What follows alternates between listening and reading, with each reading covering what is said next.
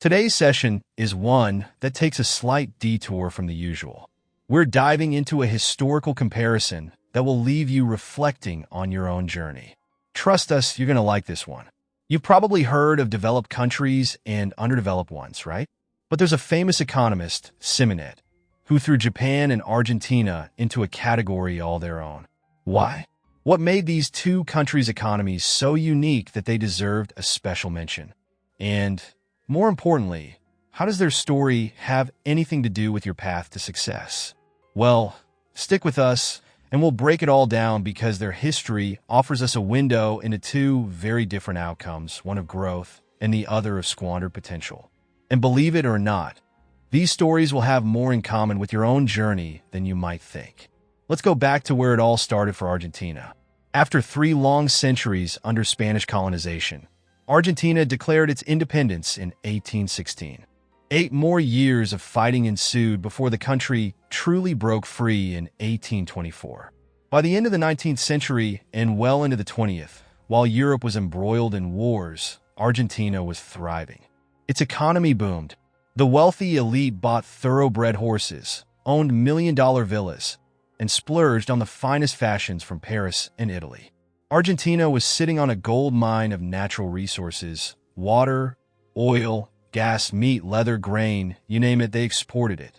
By the end of World War II, the Argentinian peso was as stable as the British pound and the US dollar.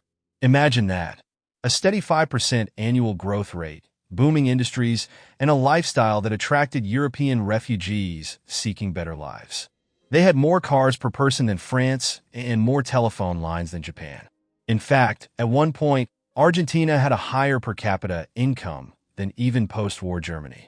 But then came Juan Domingo Perón, the man who, despite being loved by many, oversaw the beginning of Argentina's downfall. Elected in 1946, he quickly tripled the state's expenditures and filled government positions with friends.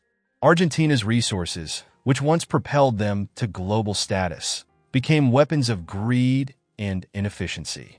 Trade deals became unsustainable, and when Perón was finally overthrown, instability followed him. The economy began to unravel.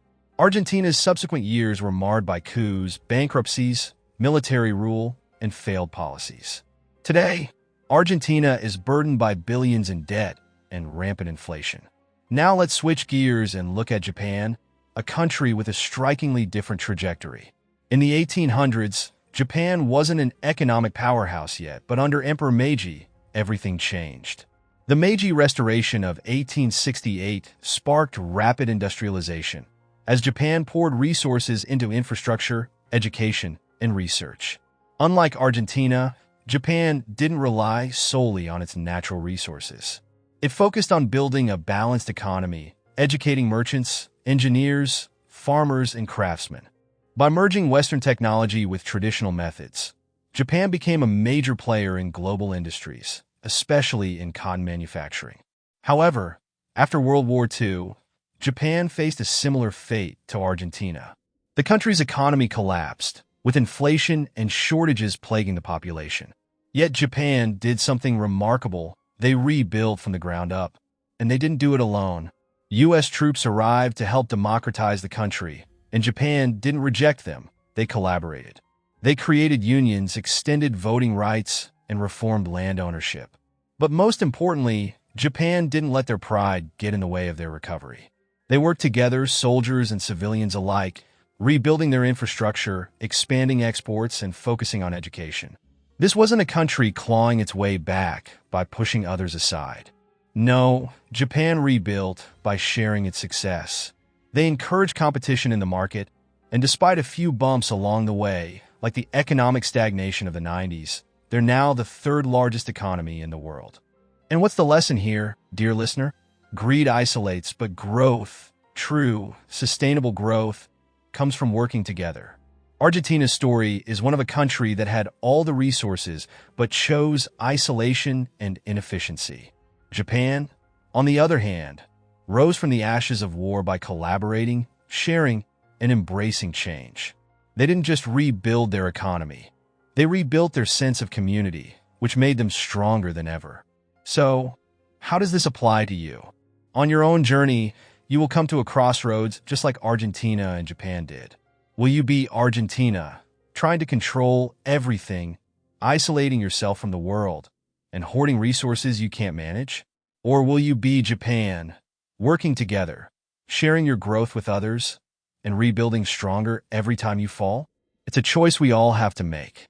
You can either strive for greed, trying to take everything for yourself, or you can opt for growth, knowing that by lifting others up, you elevate yourself as well. And that's what true success is about, isn't it?